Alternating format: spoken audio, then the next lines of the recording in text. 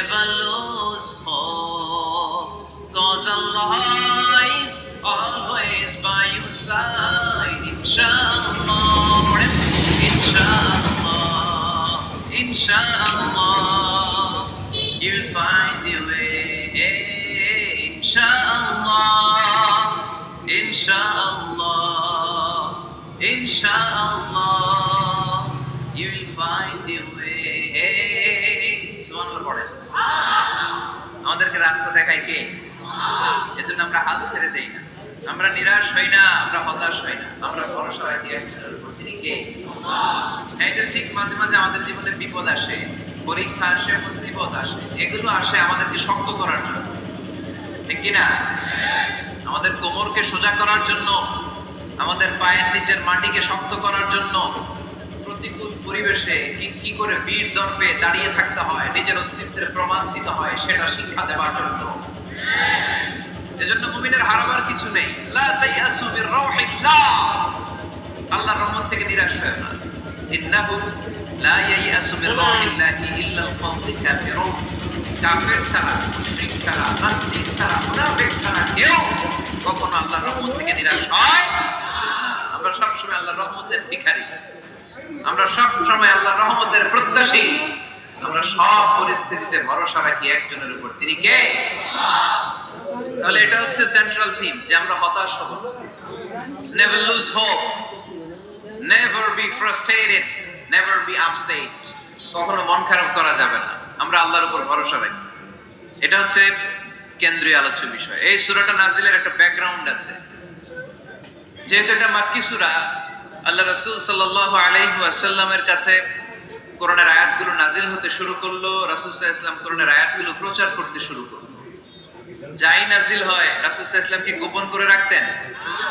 বা যা নাজিল হয়েছে তার অর্ধেক শোনাইতেন, বাকিটা শোনাইতেন না? এরকম ইয়া আইয়ুহার রাসূল বাল্লিগ মা উনসিলা ইলাইক, হে নবী, হে রাসূল, যাই নাজিল হয় আপনি ছড়িয়ে দেন। রাসূল সাল্লাল্লাহু আলাইহি ওয়াসাল্লাম ছড়ায় দিতেন। যেটাই নাজিল হয়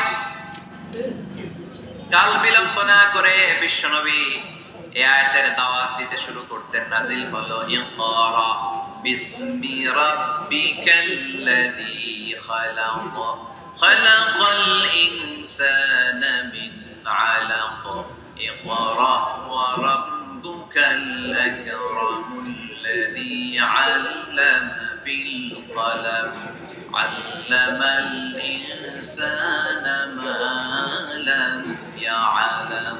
পড়েন সুবহানাল্লাহ। নাজিল হলো পড়ো তোমার রবের নামে, যিনি শিখিয়েছেন। আমাদেরকে শিখিয়েছে কে? আমাদের সৃষ্টি করেছে কে? Read in the name of your lord who has created, পড়ো তোমার প্রভুর নামে যিনি শিখিয়েছেন। নাজিল হলো 5 আয়াত, আল্লাহ রাসূল সাল্লাল্লাহু আলাইহি ওয়াসাল্লাম পৌঁছে দিলেন। নাজিল হলো ইয়া আইয়ুহাল মুযাম্মিল কুমিল লাইলা ইল্লা কালিলা, বিশ্বনবী পৌঁছে দিলেন। নাজিল হলো ইয়া আইয়ুহাল মুদ্দাসসির কুম ফাআনযির, পৌঁছে দিলেন। যাই আসে পৌঁছে দিতেন, যাই আসে পৌঁছে দিতেন। কিন্তু হঠাৎ করে ওহী আসার ধারাবাহিকতা হুট করে বন্ধ হয়ে গেল, ওহী আর আসে না। ফলে রাসূল সাল্লাল্লাহু আলাইহি ওয়াসাল্লাম নতুন কোন কোরআনের আয়াত মক্কাবাসীদেরকে শোনাতে পারে। মক্কাবাসীরাও এসে রাসূল সাল্লাল্লাহু আলাইহি ওয়াসাল্লামকে খোঁচায়, বলে কি মুহাম্মদ, কিছু বলো না, যে নতুন কিছু শোনাও না, যে এতদিন তো অনেক পটপট করছো, অনেক কথা শোনাইছো, কই তোমার সেই কথা? রাসূল সাল্লাল্লাহু আলাইহি ওয়াসাল্লাম বলতে পারেন না। কেমনে বলবো? উনি কি মন করা কিছু বলে? ওমা ইয়ানতিকু আনিল হাওয়া ইন হুয়া ইল্লা ওয়াহয়ু ইউহা, মন গড়া তিনি কিছু বলেন না, মন মস্তিষ্ক প্রসূত কোনো কথা তিনি জাতির কাছে পেশ করেন না। তিনি তাই বলেন যা তাকে নির্দেশ দেয়া হয়, আর নির্দেশটা দেয় কে? সবাই বলতে লাগলো মুহাম্মদ তোমার নতুন কথাবার্তা কই? রাসূল সাল্লাল্লাহু আলাইহি ওয়াসাল্লাম চুপচাপ, কিপ সাইলেন্ট। কাফিররা বলতে শুরু করলো ইন্না মুহাম্মাদান খালাহু রাব্বুহু, মুহাম্মাদের রব মুহাম্মদ রে ভুলে গিয়েছে, মুহাম্মাদের রব মুহাম্মদ রে বর্জন করেছে। তাই তো নতুন কিছু আসে না। মুহাম্মদ তোমার দিন শেষ, তোমার কাছে আর আসবে না। রাসূল সাল্লাল্লাহু আলাইহি ওয়াসাল্লাম খুব টেনশন শুরু করে দিলেন। আবু লাহাবের স্ত্রী উম্মে জামিল বলতে শুরু করলো ইন্না শাইতানাকা কাদ তারাকাক, হে মুহাম্মদ তোমার শয়তান তোমারে তরক করছে। নাউজুবিল্লাহ পড়েন।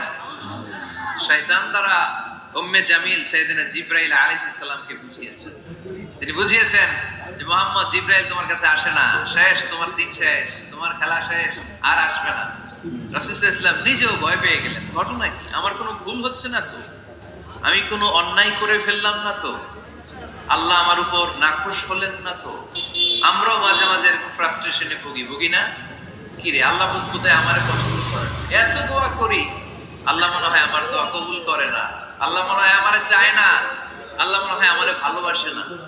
তা না হলে আমার দোয়া কবুল হয় না কেন, আমি এত দুঃখী কেন? রাসূল সাল্লাল্লাহু আলাইহি ওয়াসাল্লাম ঠিক একই টেনশনে পড়লেন, ঠিক একই ডিলেমায় পড়লেন, ঠিক একই পেরেশানিতে ভুগলেন। কি রে, ওহী নাজিল হয় না কেন? আমাকে নিয়ে কাফির মুশরিকরা, বেদীনরা ঠাট্টা বিদ্রূপ করে, উপহাস করে, কিন্তু আল্লাহ তাআলা ওহী নাজিল করে না। ঘটনা কি, আমার ভুল হলো না তো, আমি কোনো অন্যায় করে ফেললাম না তো, আল্লাহ আমার উপর নাখোশ হলেন না তো? টেনশন।